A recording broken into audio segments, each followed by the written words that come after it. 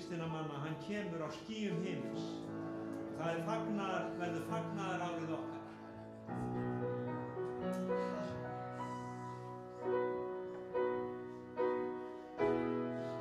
Syngja blessunar orðin. Skulum syngja það yfir börnunum okkar þó að við erum ekki hér í dag. Þá veitum við hvar þau eru og syngjum þannig að til þeirra blessunar orðin til barnanna okkar, til barnabarnanna okkar, að Guð verið með þeim og verndi þau. Og svo sannarlega gerir hann það, við sem trúum og treystum því að Guð er með okkur alla daga. Hann sér fjölskyldu okkur líka. Amen.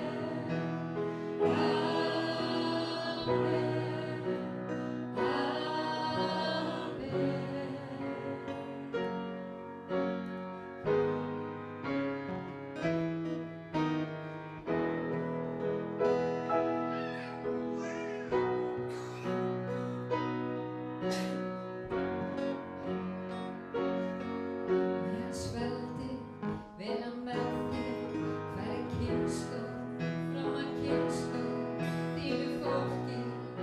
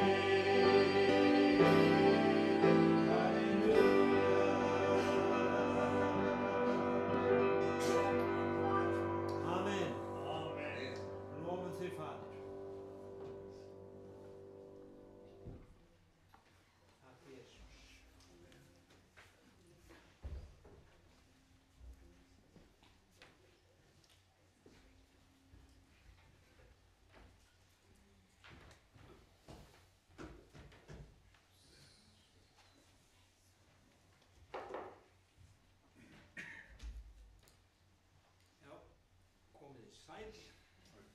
Það gengur mikið á í heiminum alls staðar, sama hvar Já. Og þá gott að vera í húsi Guðs.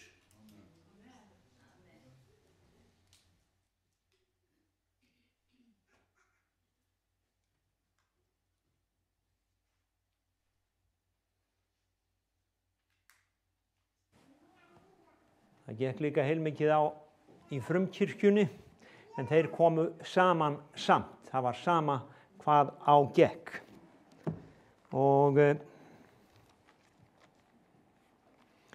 ég ætla að byrja hérna á að lesa vers úr Pétursbréfinu, 4. kafla. Fyrra Pétursbréfi, 4. kafla og vers númer 7.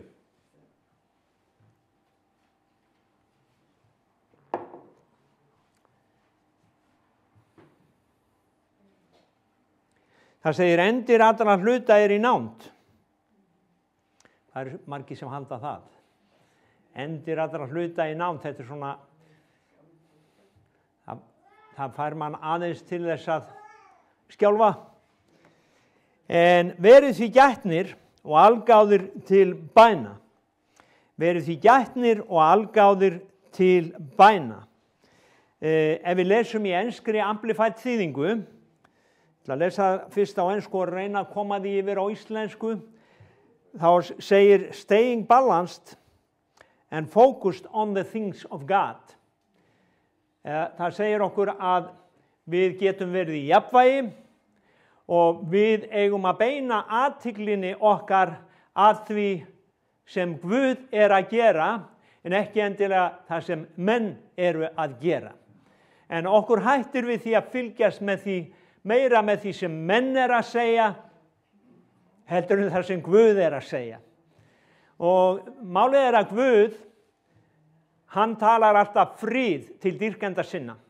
Sumir segja, hvernig veit ég að Guð að tala til mín? Ef það kemur friður, að þá veist að það Guð.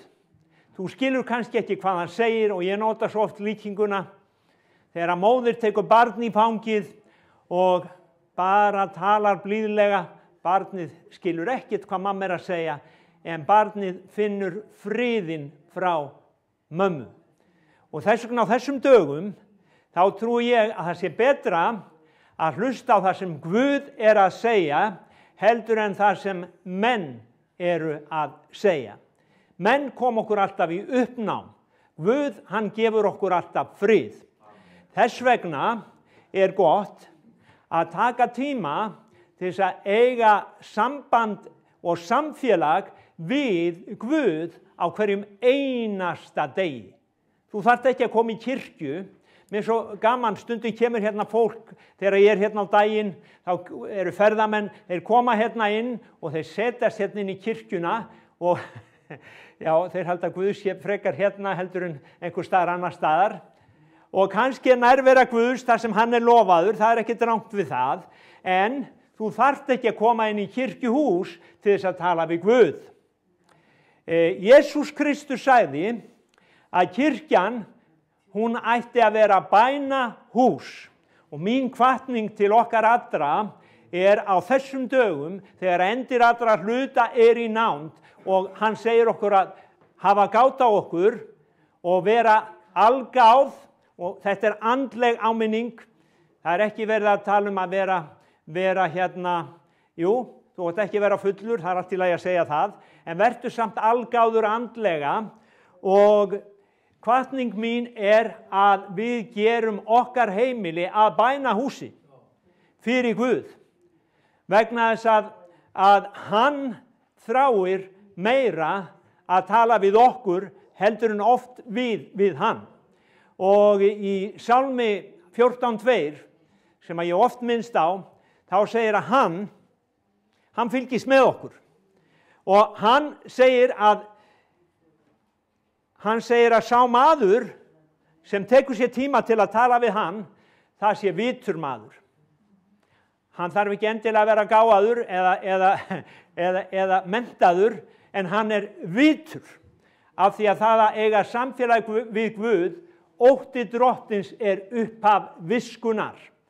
Og við höfum heilmikið af menntuðum heimskingjum í dag.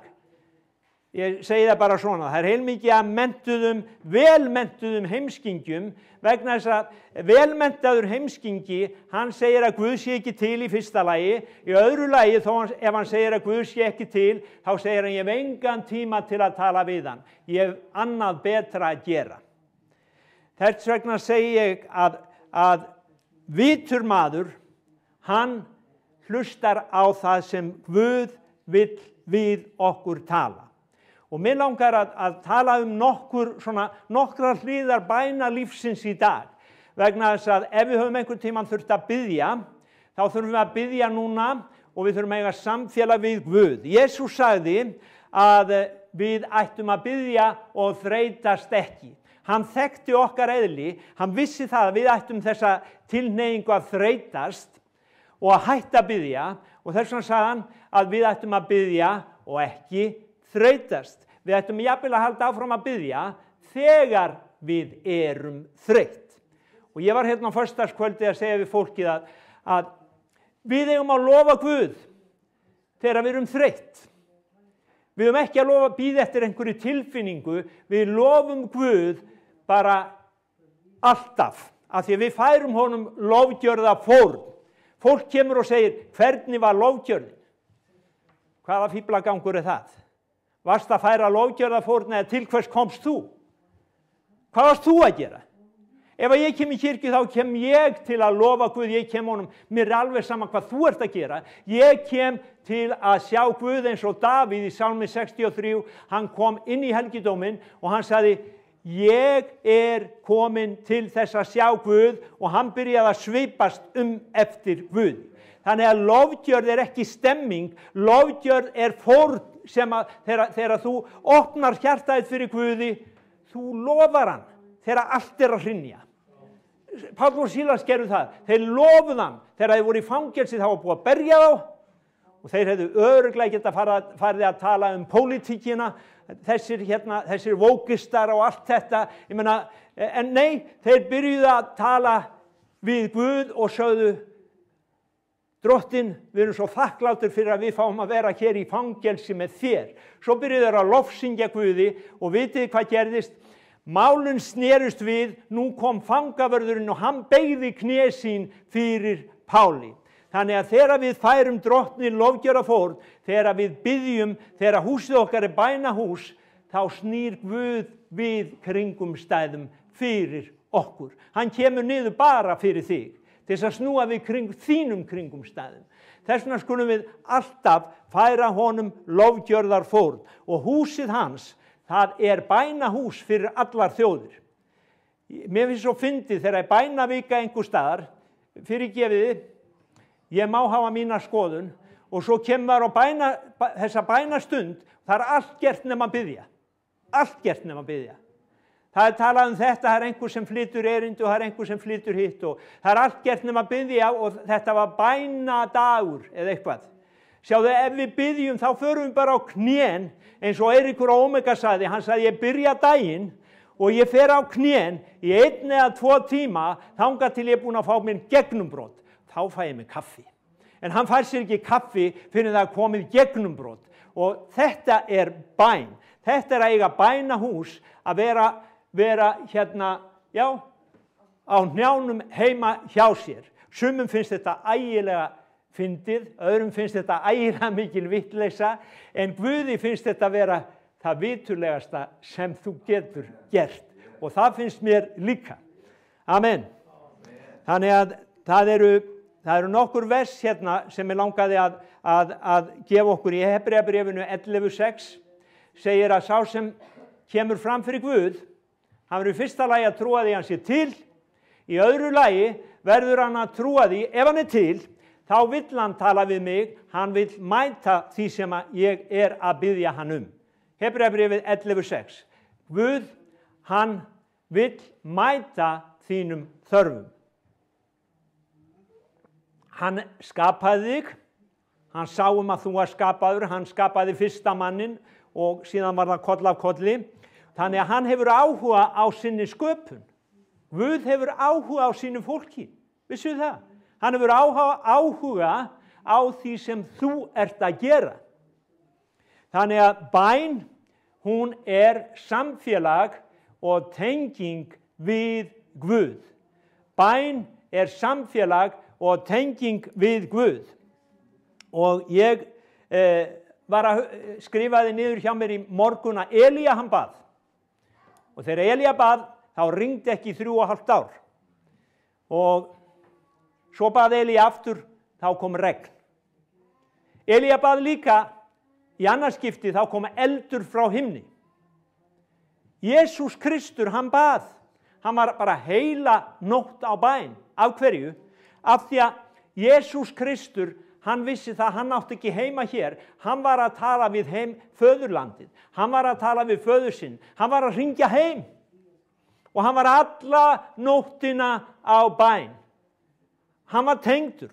Og það þetta með bænina að vera tengdur. Það margir tengdir á netinu, en hvað eru margir sem eru tengdir? Sem eru tengdir.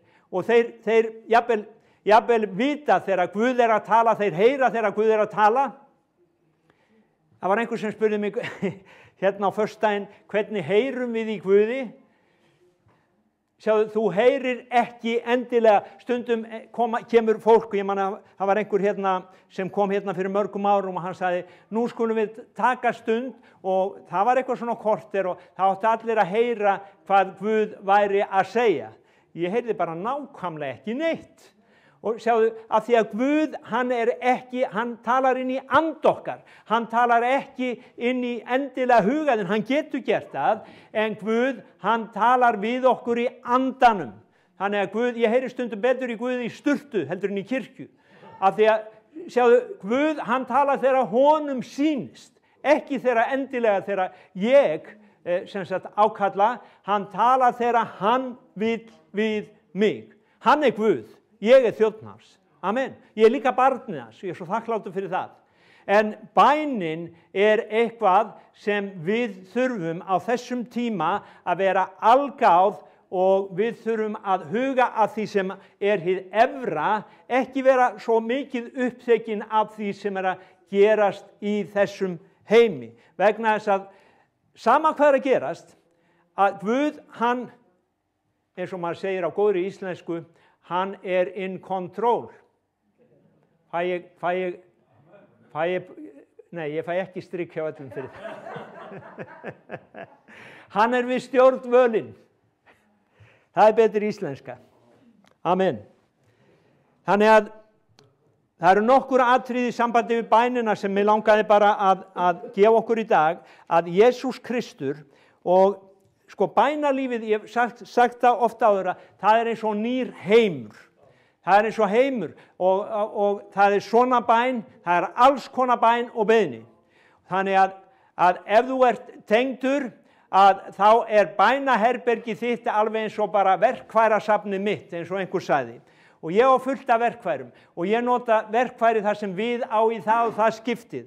Þegar ég að laga bílinn minn eða gera eitthvað, að þá nota ég það verkfæri sem á við í það og það skiptið. Og eins bænaheimurinn, þú hefur alls konar verkfæri, og það segir á einum stað að vopnin sem við berjumst með, þau ekki jarnesk. Þannig að þú hefur meiri segja vopn sem ósýnileg. Það sér þau enginn, og jafnvel ekki þú, en þú ert að nota þessi vopn. Og hvernig þessi vopn? Jú, vopnin, sverðið, það orðið sem þú talar, það Guðs orð. Biblían segir að sverðið sem þú notar, það hans orð. Þannig að þegar við tölum hans orð, þá það eins og sverð sem gengur fram. Á öðrum stað í Biblíun sagt að orðið eins og eldur sem gengur fram. Á öðrum stað orðið eins og hamar sem gengur fram. Og við notum þetta í bæninni. Þegar við notum hamarinn, þá erum við að berjast í gegn til að fá gegnum brot. Þegar við notum eldinn, þá tölum við orð sem eldur sem brennir upp sjúkdóma, það brennir upp krabbamein, það brennir upp hvað sem þar sem við viljum losna við úr okkar lífi. Þannig að bænin, hún trúarbænin sem Jesús kendi okkur, og nú ætla ég ekki að tala faðirvorið, ég ætla að tala bæn sem hann kendi lærisveinum sínum í Mattheusar Guðspjalli 7. kafla. Ég var að lesa þetta og þetta var svo bara lifandi fyrir mér að hann segir biðjið og yður mun gefast.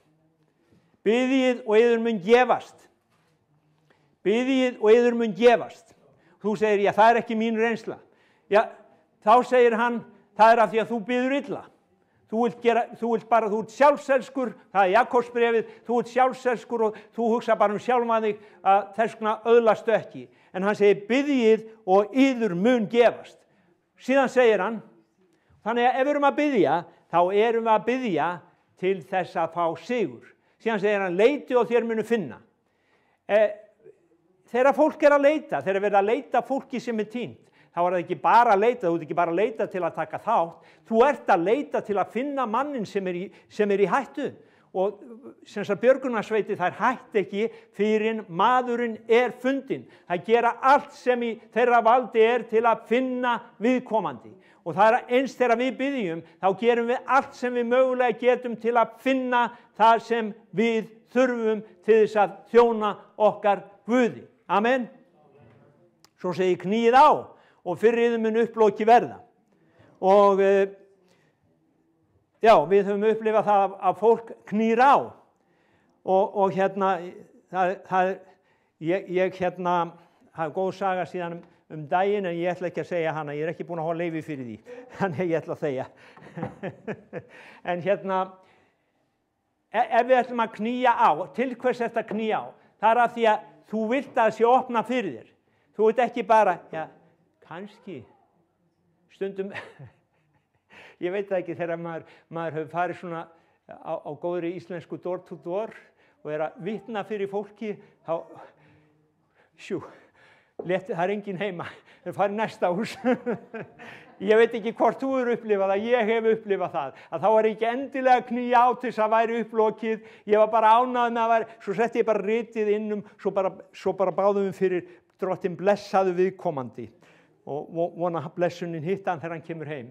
En þegar við erum að biðja og knýja á, þá erum við að knýja á til þess að verði opnað. Og Páll orðar þetta svona í Korinthubréfunum, hann segir í Korinthubréfinu fyrra 9:24 að þegar við erum í hlaupi að þá hlaupa allir sannarlega, en svo segir hann það bara eitt sem fær sigur launin. Þegar það er svona spretthlaup eða kapplaup eða hvað það er, þá fær eitt sigur launin. Vitið þér ekki að þeir sem keppa á íþróttavelli hlaupa að sönnu allir, en einn fær sigur launin.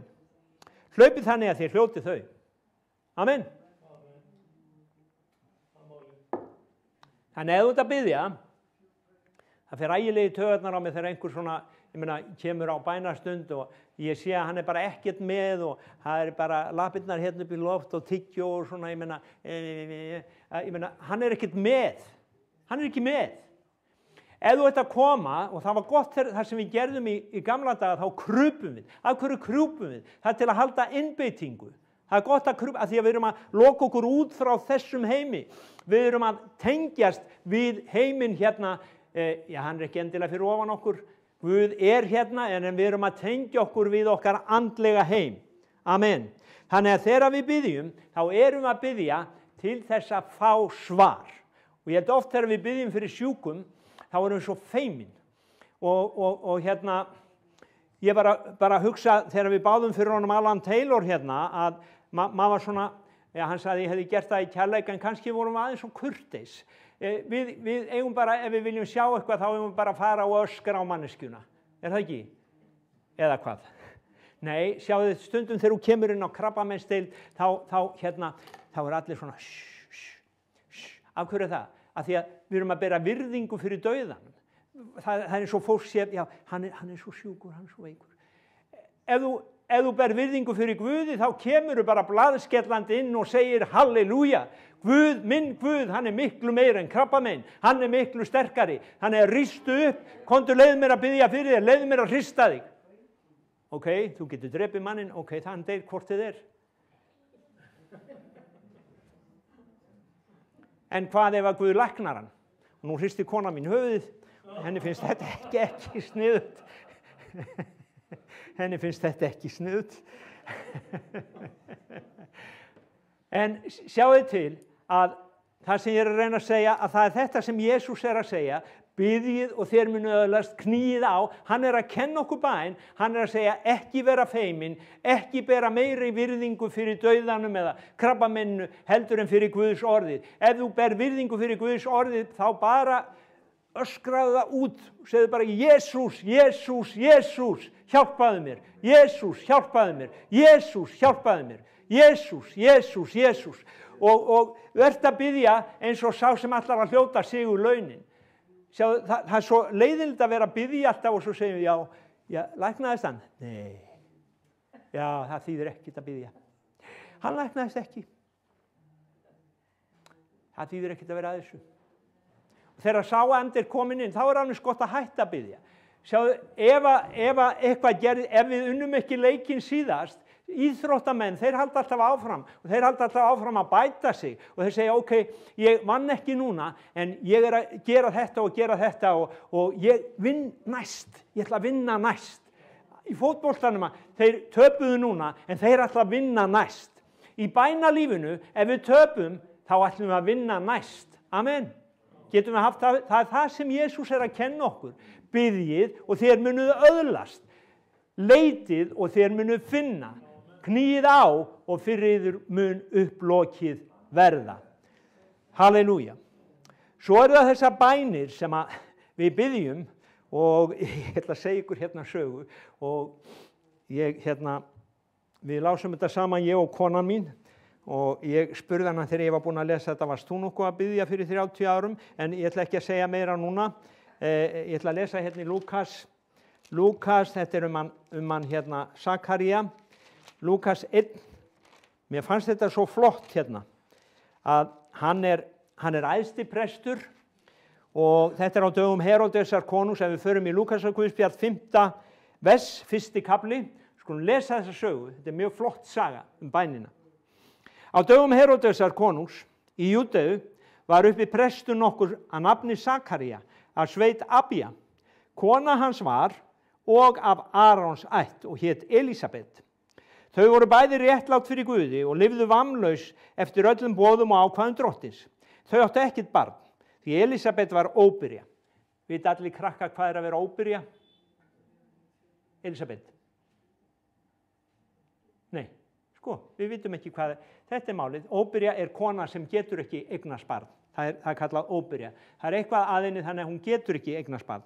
Ok, og hún var óbyrja og bæði voru þau hníin að aldri. Þannig að þau voru orðin gömul.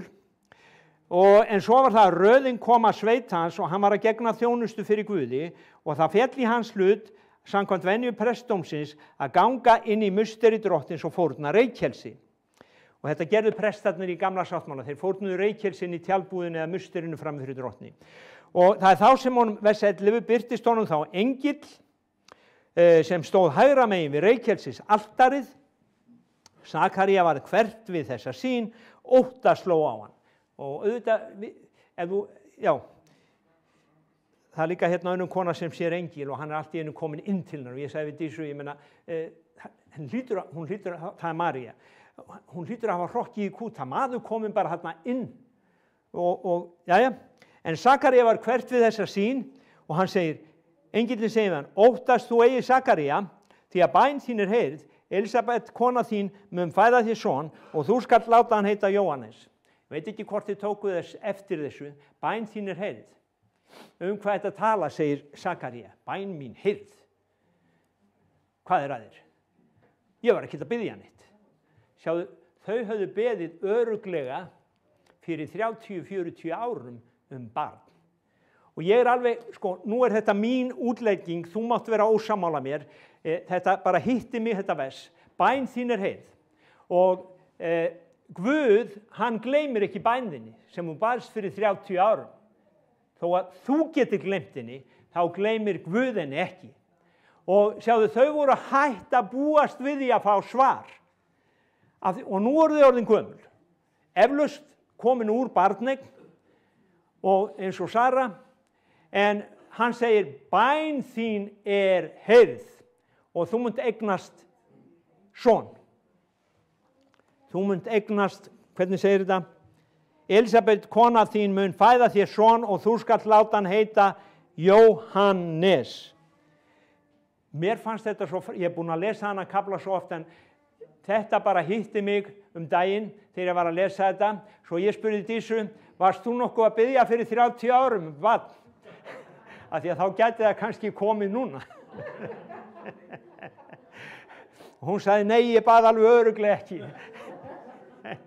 En sjáðu, Guð, hann gleymir ekki bænum okkar. Það er það sem mér fannst svo frábært. Og svo er þetta að biðja til þess að öðlast. Það var maður sem hét Bartimeus og hann var búinn að læra þetta af Jesú sem ég var að segja ykkur áðan. Hann sem sagt, ef við förum í Markús 10:48. Markús 10:48. Ég ætla reyndar að lesa, ég ætla að lesa 46 til eitthvað.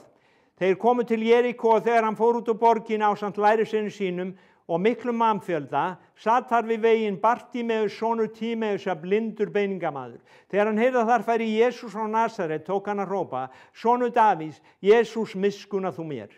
Margir höstuðu á hann þegði, en hann hrópaði því meir. Og ég hugsa, það er svo oft sem er hastað á okkur og fólk hristir hausinn þegar við ætlum að biðja og þegar við ætlum að vera einlæg og þegar við ætlum bara að öskra á Guð, að þá segir fólki, svona, þetta er, ég meina, þú ert úr balans, þú ert úr jafnvægi, þú ert yfirandlegur eða þú ert þetta eða þú ert hitt. Nei, ég vil bara ná sambandi við drottinn minn, af því að hann elskar mig og hann er búinn að segja mér að biðja, hann er búinn að segja mér að leita, hann er búinn að segja mér að knýja á.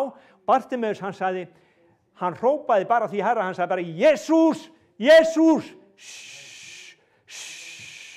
nei, Jesús, farðu frá, ég ætla að hitta Jesú. Og vitið þið hvað gerðist? Jesús kom og hann segir við hann, hvað vilt að ég geri fyrir þig? Og sennilega fannst Bartimeus í það alveg augljóst hvað hann vildi, hann var blindur. En Jesús spurði samt, hvað viltu að ég geri fyrir þig? Bartimeus sagði, að Rabbúni, að ég fá eftir sjón. Og Jesús sagði hann, far þú, vitleysis gangurinn í þér hefur bjargað þér. Eða hvað? Nei, hann sagði, trú þín hefur bjargað þér. En fyrir okkur var það kannski vitleysis gangur. Trú þín hefur bjargað þér. Amen. Og hann fékk sjónina.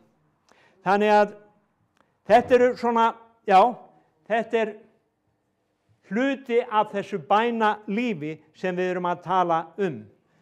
Í Efesusbréfinu segir að baráttan sem við eigum í er ekki við menn að holdi og blóði. Og ætla aðeins bara kannski að ljúka með því að þetta með bænalífið, kirkjan er bænahús og við erum í baráttu ekki við stjórnmálamennin okkar, við eigum að biðja fyrir þeim, þegar þeir taka rangar ákvarðin, þá biðjum við fyrir þeim, við blessum þá og við skipum okkur í skarði fyrir þá og ég segi drottinn, viltu taka ákvarðanir fyrir þá, viltu stýra þeim, viltu láta þá verða vasslæki í þinni hendi. Það segir baráttan sem við eigum í, hún er ekki við menn að holdi og blóði, heldur við andaverur vonskunar í himingeimnum. Og það er þess vegna sem kirkjan er bænahús, hún er bænahús til þess að við getum lifað friðsamlega í þessum heimi, segir Tímóteusarbréfið. Hún er bænahús til þess að englar drottins taki yfirhöndina hér yfir Keflavík. Og við lesum það í Daniels bók að þegar Daniel bað, þá kom engill drottins í gegn, en það var barátta, það voru annar engill sem hindraði að engill drottins kæmi. Og þess vegna biðjum við höfum bænastundir, við knýjum á af því að við viljum að englar drottins séu í meiri hluta hérna í andaheiminum í kringum okkur. Og það var maður sem hét David Jeremiah, hann dó núna á síðasta ári, mikill guðsmaður, ég hlustaði oft á hann, skrifaði marga bækur, hann var komin yfir áttrætt og hann var á fullu fyrir drottinn þegar hann dó. Og hann sagði svona í einni bók sem ég var að lesa eftir hann sagði Satan var dæmdur á krossinum og framkvæmd þess dóms er í höndum kirkju Jesú Krists. Satan var dæmdur, ok? Við lesum að að í Kólussubréfinu 2:15 lesum við, hann fletti vopnum tignir. Hvað er að fletta vopnum? Það er að afvopna. Hann tók vopnin af þeim. Tignir og völd. Hann fletti vopnum tignir og völd. Hann leiddi þau opinberlega fram til háðungar. Þannig að hann var dæmdur. Það er búið að dæma hann. Það er búið að dæma tignir og völd, en það er bara ekki búið að fullnægja skráðum dómi. Og hann, Jeremía segir, Satan var dæmdur á krossinum, framkvæmd þess dóms er í höndum kirkju Jesú Krists. Og verkfæri sem knýr fram ósigur Satans er bæn. Verkfærið sem knýr fram ósigur Satans er bæn. Verkfærið sem knýr fram ósigur Satans er bæn. Og þar sjáum við Daniel. Daniel bað í 21 dag, það var stríð í andaheiminum og Daniel, Guð gaf Daniel sigur, engillinn Gabriel kom í gegn til hans. Amen. Bæn í Jesú nafni er vopni sem breytir mönnum og þjóðum.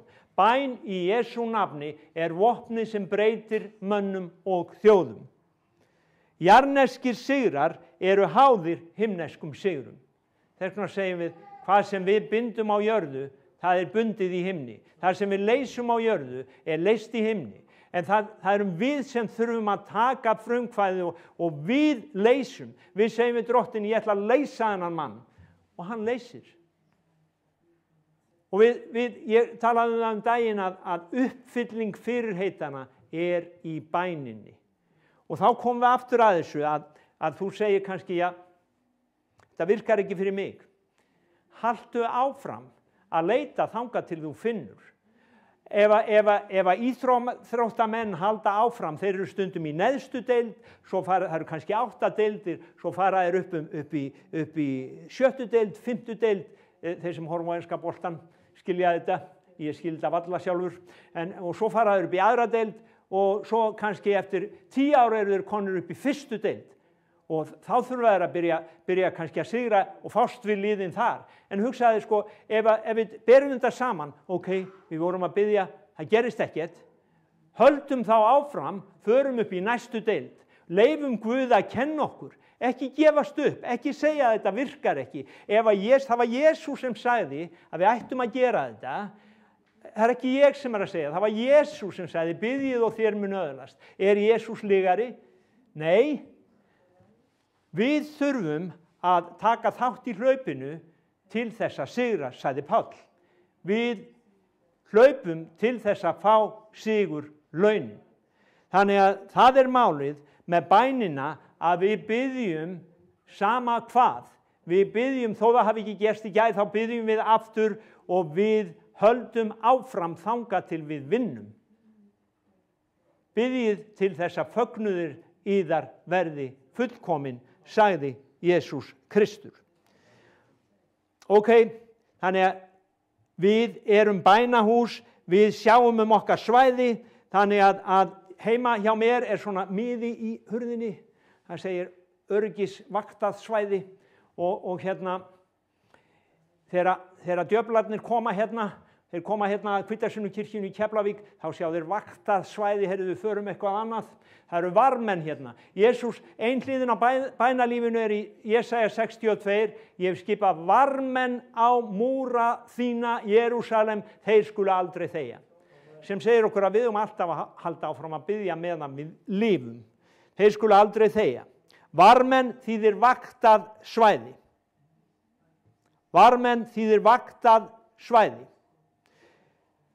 Þegar frumkirkjan bað, þá hristist staðurinn og af hverju aldrei hafi hrist. Það var eitthvað að gerast í andaheiminum. Það kom bara, jafnvel húsið það hristist af því að púkarnir, þeir þoldu ekki lengur við. Það var hræringur og hristingur þegar þeir flýðu burt. Og þegar við biðjum í trú, þegar er kirkja sem að biður í trú og hún trúir að Guð sé hennar Guð, að þá gerast hlutirnir. Það gerist í frumkirkjunni og það gerist líka á okkar dögum. Þannig að systkini, höldum áfram, þó svo að endir allra hluta sé í nánd, höldum áfram að biðja. Höldum áfram að biðja og höldum áfram að knýja á. ef endir allra hluta en endir allra hluta í nánd, verið því gætnir algáðir til bæna. Og umfram allt hafi brennandi kærleika hver til annars, því að kærleikur hylur fjölda synda, verið gestrisnir hver við annan án möglunar. Amen. Og þetta skrifað á þeim tíma þegar menn þurftu kannski að flýja heimili sín, að þá hann að hvetja aðra kristna til þess að taka utan trúbræður sína, vera gestrisnir. Þegar þeir voru að flýja undan ofsóknum þar, að þá flúður í hina borgina og kærleikurinn, hann hýsti hina hrjáðu í þá daga og gerir enn. Þannig að bænin ekki bara bænastund. Nei, ég ætla að fara heldur á, ég meina, það er lofgjörða tónleikar eða það þessi tónleikar, en það bara bænastund, ég nenni ekki. Þá ertu bara heimskur eða heimsk. Og það eru Guðsorðan ekki mín. Þess vegna þori ég að segja það. Bara bænastund það besta, það gáfulegasta, það vitulegasta sem þú getur gert við þinn tíma, að það að koma í Guðs hús og biðja. Endir allra hluta í nánd, verið gætnir og algáðir til þess að biðja. Amen. Takk Jesús. Og við endum bara í Jesú nafni með því að gefa þínu nafni dýrðina, Faðir. Við segjum, þú ert drottinn, þú ert Guð, og þakka þér fyrir það, drottinn, að þú gefur sigur þegar við biðjum. Takka þér fyrir það, drottinn, að þú svarar bænum okkar. Takka þér fyrir að þú endurnýjar okkur í þér, og þakka þér fyrir að við megum vera bænahúsið þitt sem einstaklingar, sem kirkja, og hvar sem 2 eða 3 eru samankomnir í mínu nafni, þar mitt bænahús, þar ég mitt á meðal, segir andi drottins. Amen. Amen. Guð bless ykkur. Enda.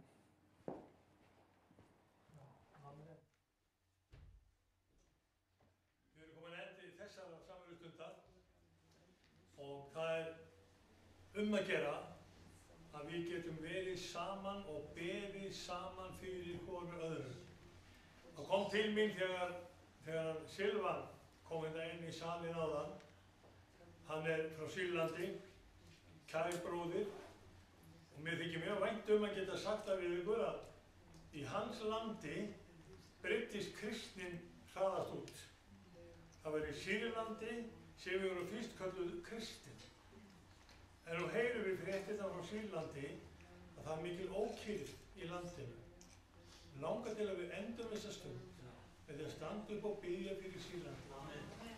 Biðja fyrir heimahögum að Silvans, biðja fyrir því að hann megi alltaf finna sig öruggan á meðal okkar, vera einn af okkur, og hvort sem að hann í Sýrlandi, aftur heima hjá sér, eða hér, þá hann í hendi drottins.